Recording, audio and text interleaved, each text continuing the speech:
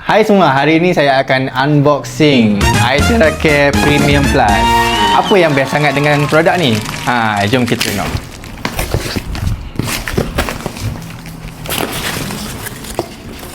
Oh, dia bagi bag. Bag price. Bag juga.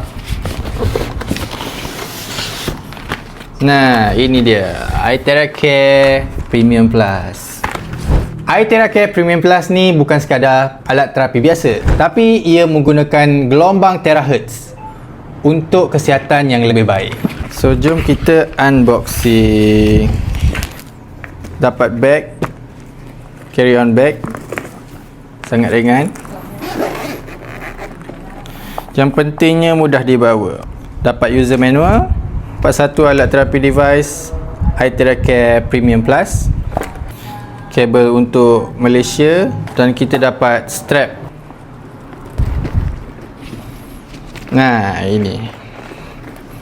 So, kita bawa, nak pergi terapi, bawa. Apa komen anda tentang video unboxing ini? Jangan lupa tekan like, share dan komen di bawah. Terima kasih.